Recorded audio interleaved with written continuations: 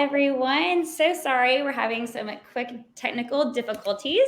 But without further ado, I want to make sure we have enough time for the amazing speaker that we have today.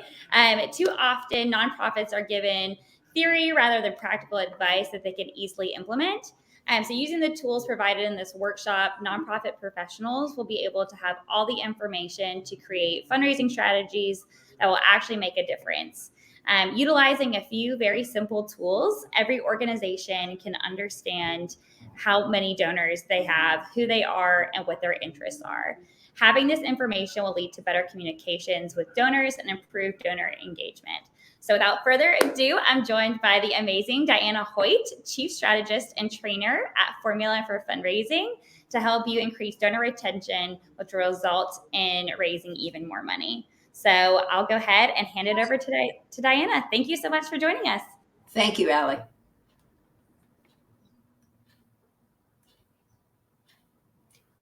Good morning. My slides are supposed to come up, so we'll find out if they do.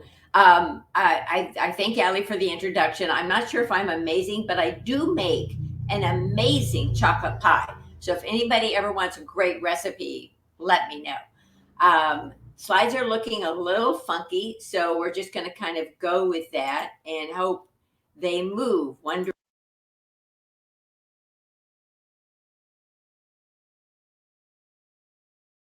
I've just lost everything. How I'm not allowed to move my slides. Up there, first one is finally came out. All right, my goal today is to talk about some best practices.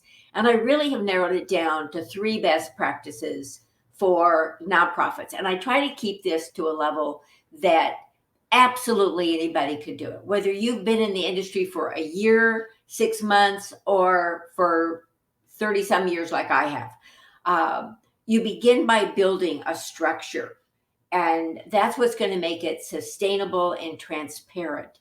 And you wouldn't go out and build anything else without a structure. So why would you build a fundraising program without one?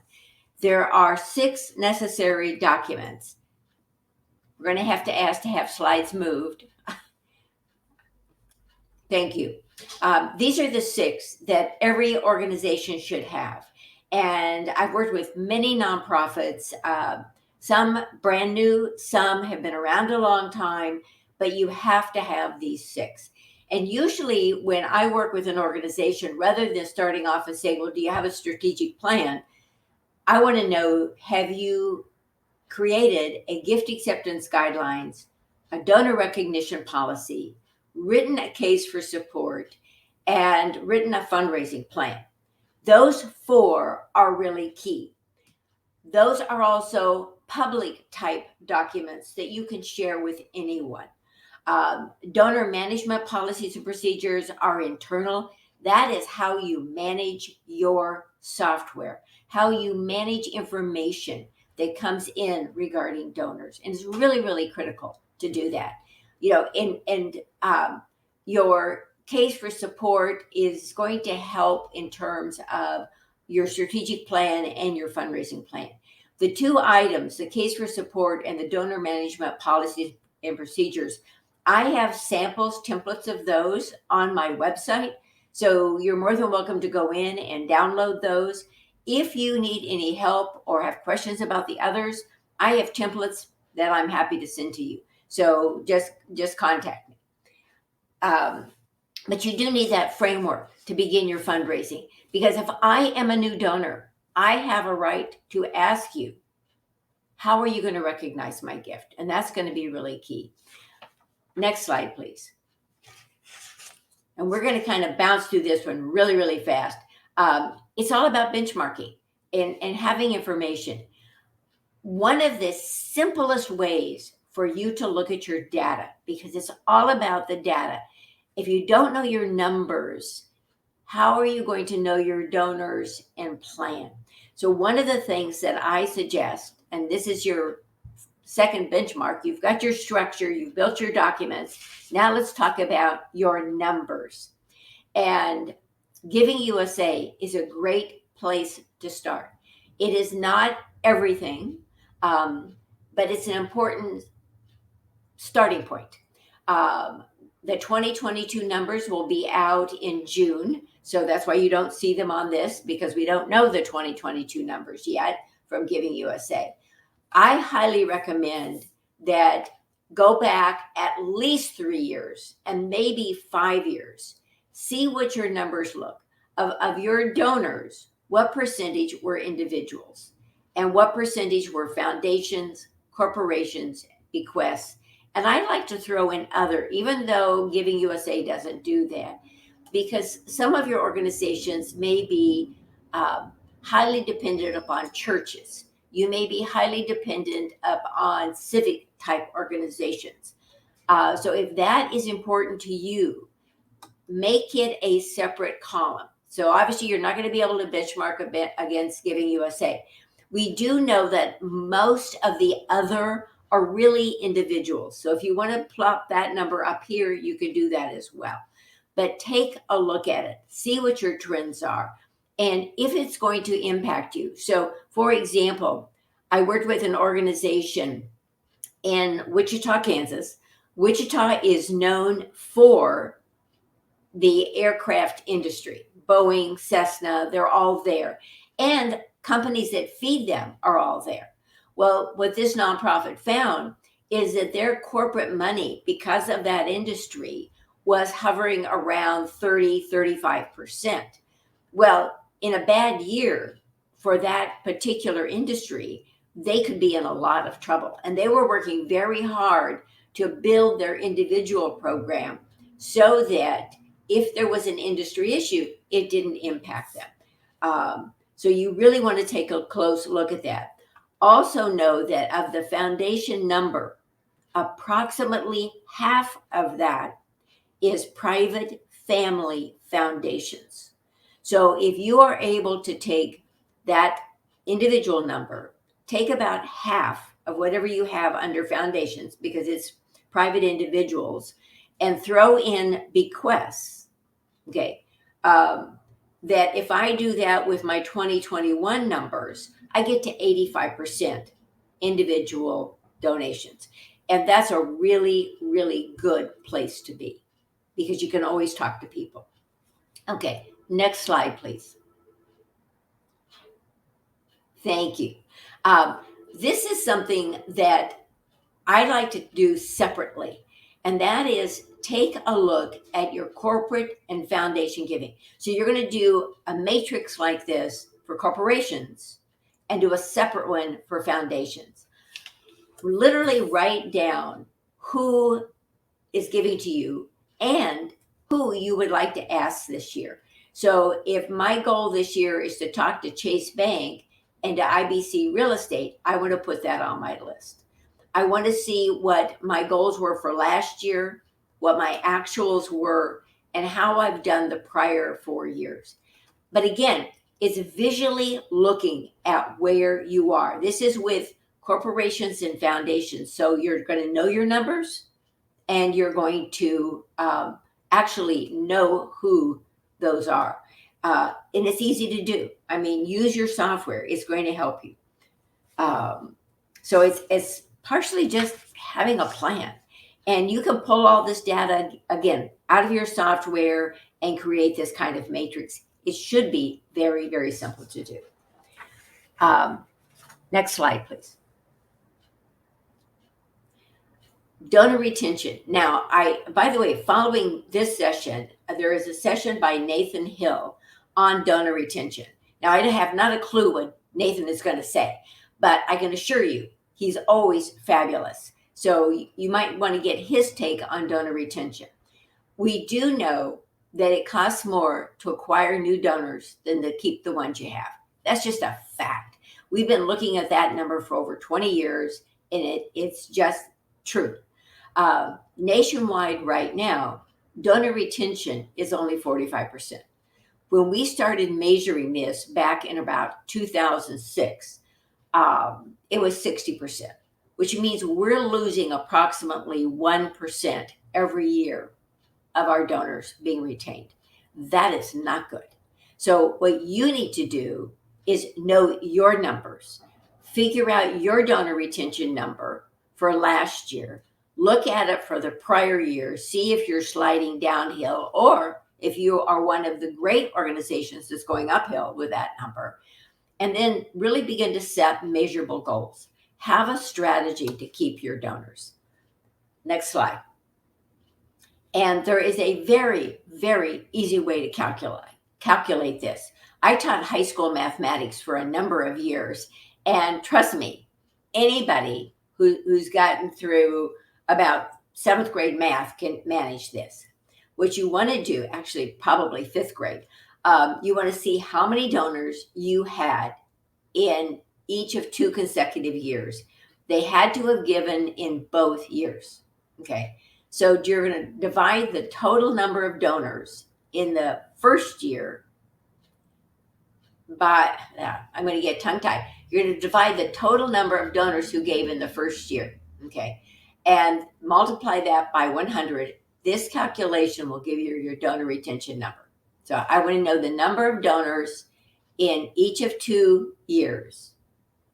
I'm going to take the total numbers and divide it by the number of donors in that 1 year. And if that's confusing, I apologize, but it's really very simple to do. Okay. The other dilemma beside of donor retention, and this is probably the most critical number you can actually look at, is that only 20% of first-time donors will give a second gift. That is a staggering statistic, because when about 2 years ago, that number was 25%. That's not good. If you are losing out of 100 first-time donors, you're only keeping about 20 of them by their giving a second gift. And what is the major issue that is causing this?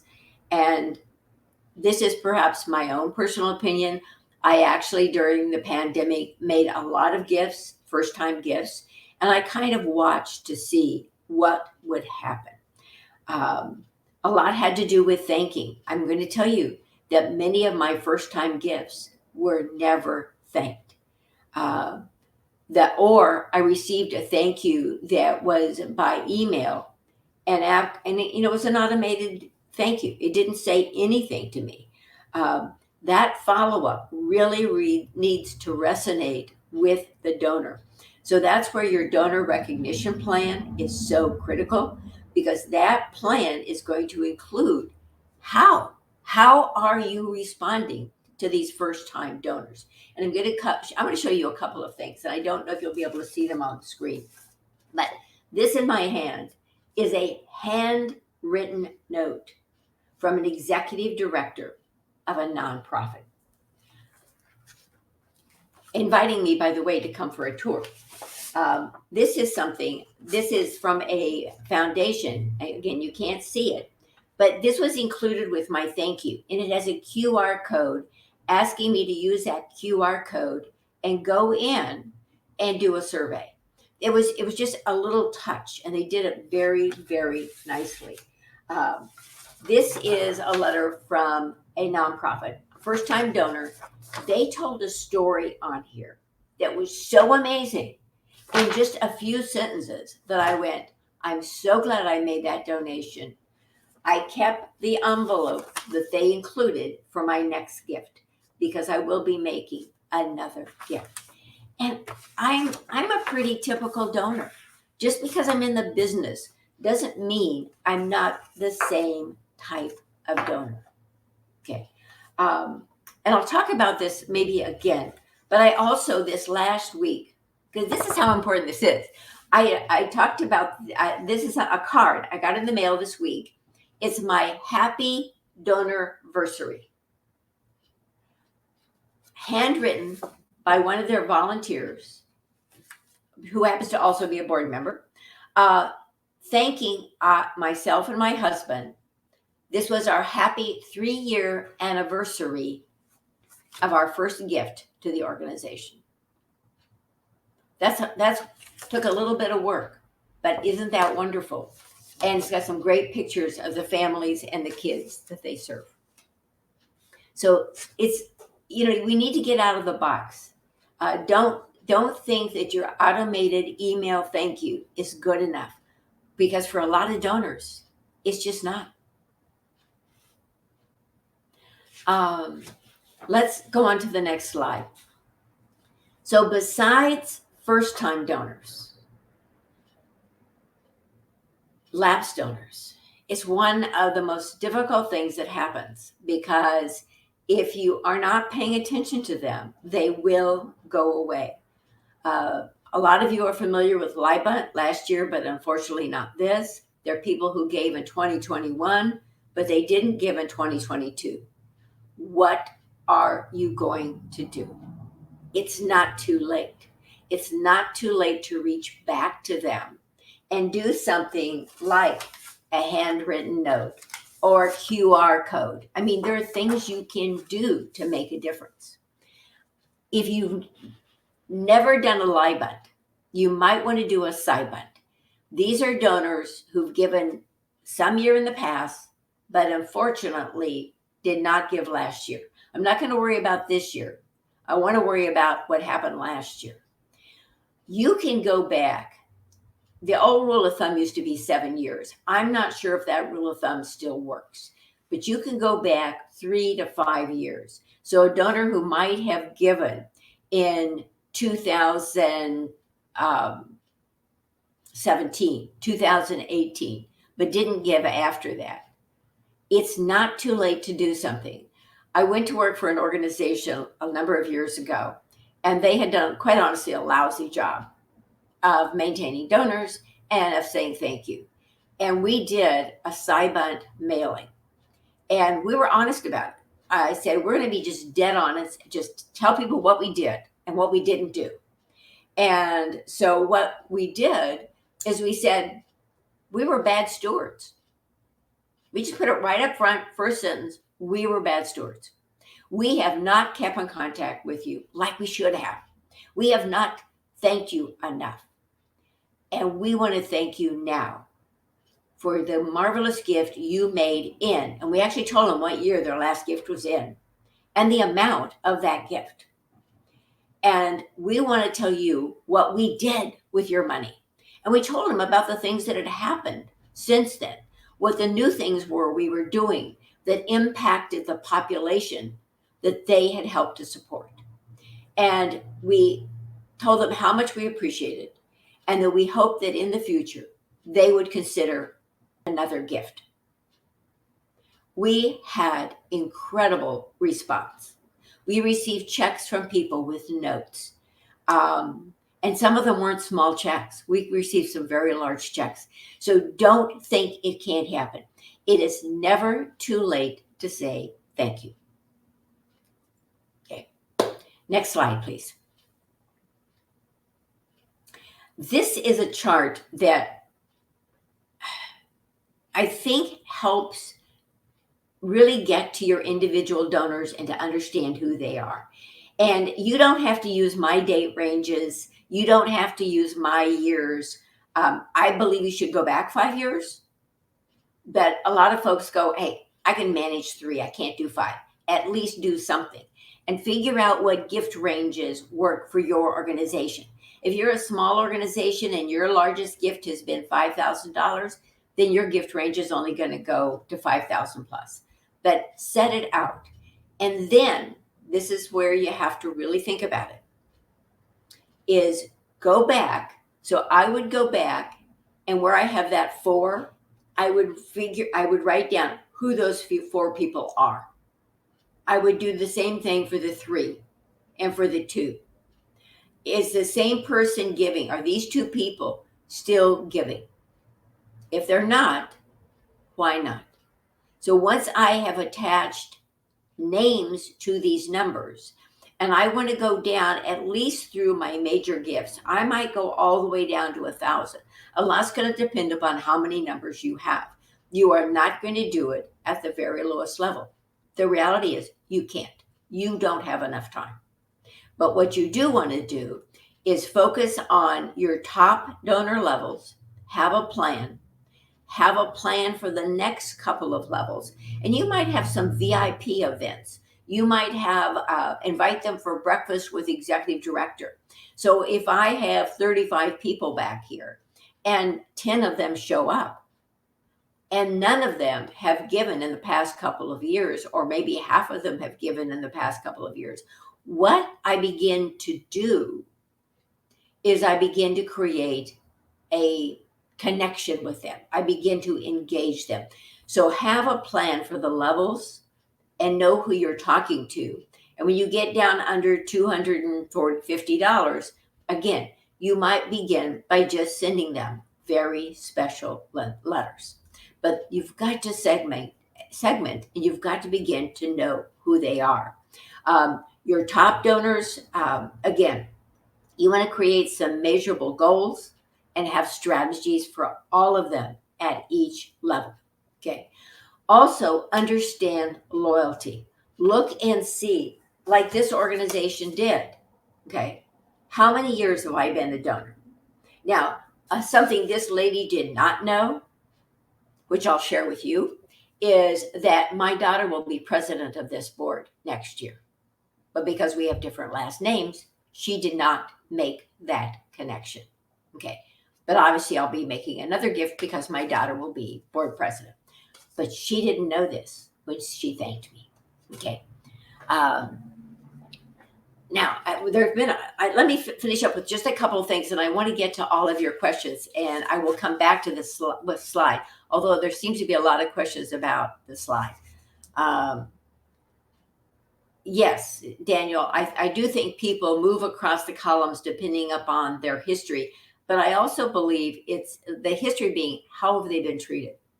Because, like I said, there are a number of organizations that I gave to during the pandemic that will never hear from me again. And quite honestly, they've done nothing that would convince me to come back to them, unlike these that I've mentioned to you that were really good. Sandra, your question about are the donors in the first month the same as the donors here? They can be. That's why, especially at the top levels, you want to put names with these numbers. That's why I say know your numbers and then know your donors. Know who's attached to those. And if they've been loyal, okay, then, hey, call them up and thank them for being a loyal donor. And if you've never talked to them before, then maybe it's time to have those conversations. You know, sometimes we're afraid to ask our donors, why do you give to this organization? Why do you care about what we do? You will hear some incredible stories that are going to help you be a better fundraiser and know how to reach out to more people to find that consistency.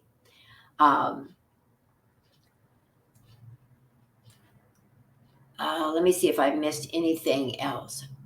I think I got through quite a bit of that. Okay. If I have other questions, then Ali will bring those forward. Let's go on to the next slide. This is something, this is a brand new slide. Because I think there's so many ways to look at your numbers.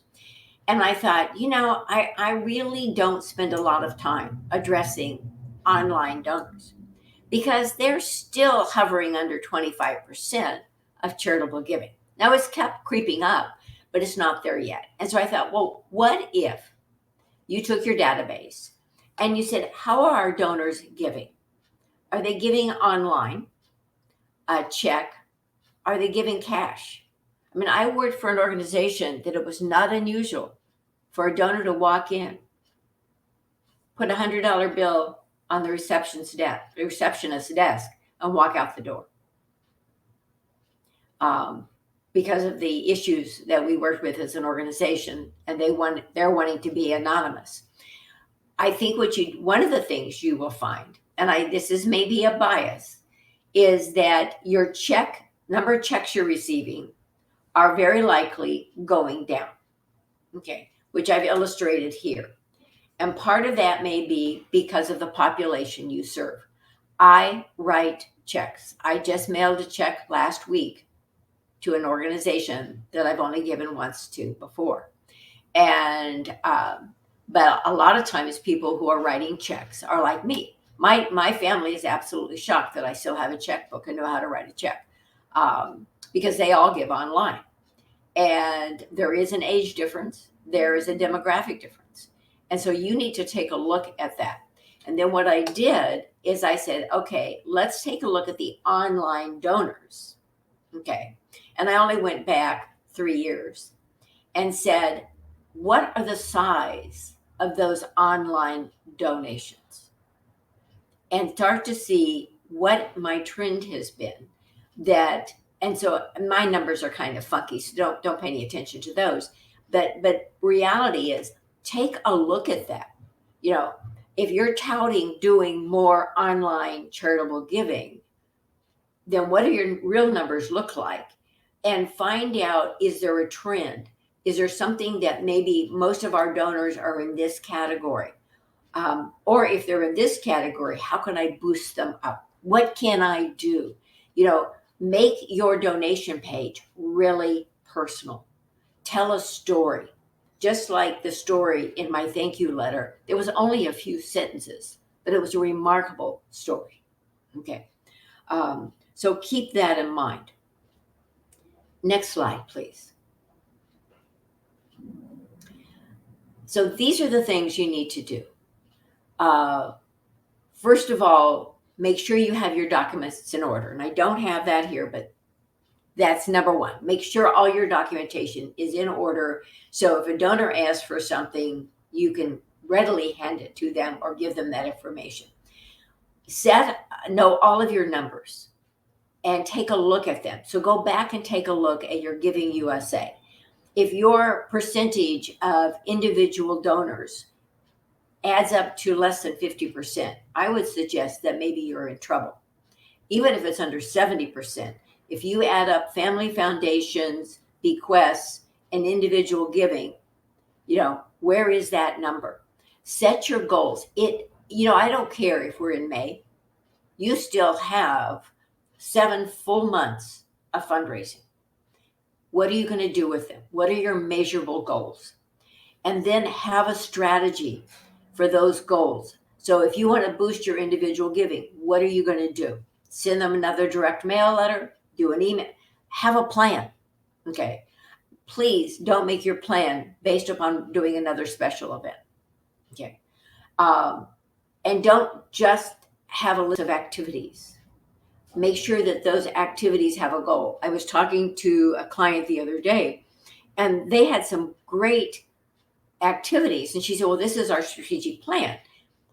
Well, the activities were to do this or to do that. And I said, those aren't measurable. You know, if you plan on serving 100 more children, then say so. Okay. And explain how you're going to do it. So I have a measurable goal of 100 children, and this is what I'm going to do. Okay. Also, keep in mind that the number one reason people don't give is because you don't ask them. And so that is really, really important. And the number two reason is because they weren't thanked and told their impact. The next slide.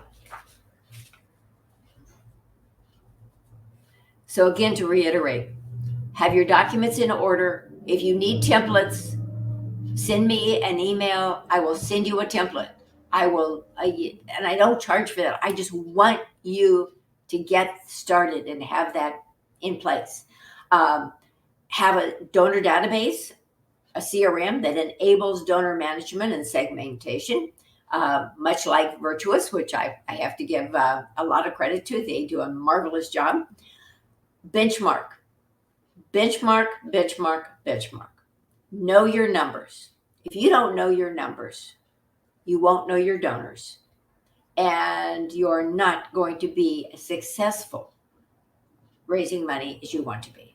And I really suggest that if you have those first 3 items, you're going to raise more money, period. End of discussion. And then have a plan with measurable goals and very specific strategies of what you're going to do to reach those goals. Next slide. I believe it's all about embracing your donors. The more you embrace your donors, the more you engage them, you're going to be more successful. Allie, questions? I think I've got about 4 more minutes.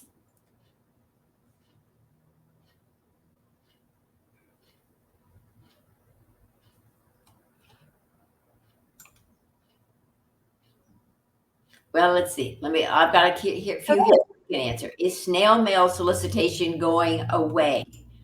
No, it is not going away.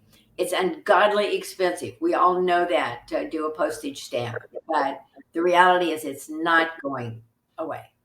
And I'm glad to hear that someone is 28 and loves checks. Yeah, and I agree. When I send a check, 100% of my gift goes to the organization. I will say that most of you, let's say I hope most of you have on your websites, your donation page, the opportunity for your donors to do gift assist, to be able to pay the processing fee. When I make $100 gift and the processing fee, they want $5. It's like, I already gave you 100. Of course, I'll do 5 more. So really make sure that that's possible.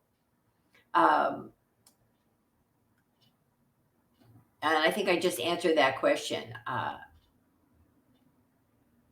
I don't think that's a point of tension. Everybody I talk to says, of course they'll pay the processing fee. So I just think you need to have it on your website and let your donors knock themselves out giving you that extra money.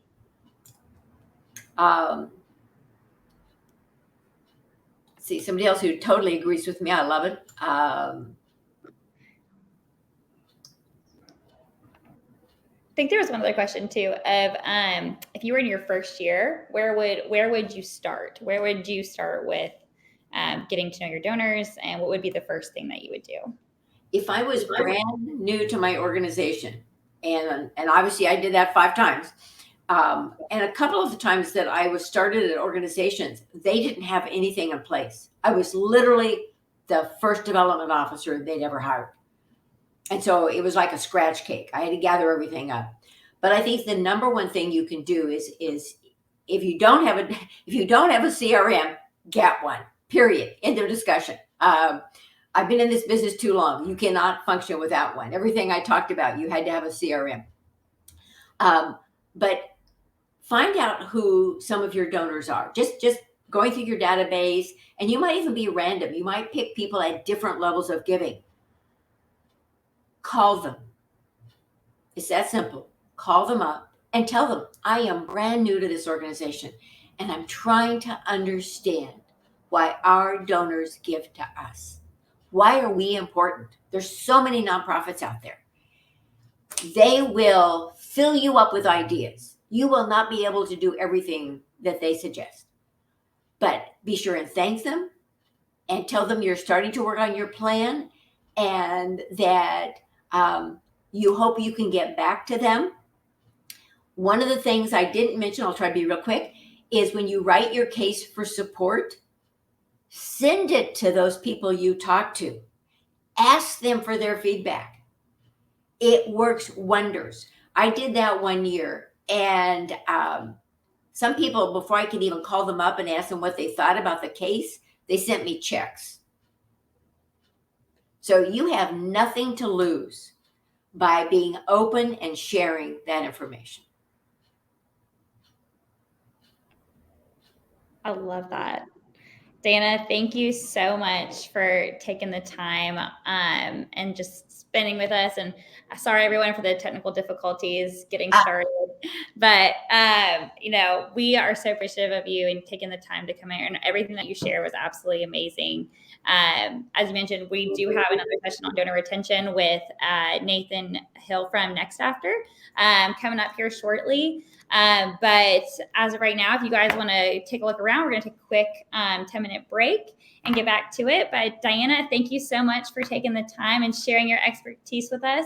And I would love to get your recipe on your pie. So I will take you on that. But everyone, thank you so much. This will be recorded and shared out as well. So thank you everyone for joining us, and we will see you soon. Okay. Thanks, Thank guys. you. Bye. Bye.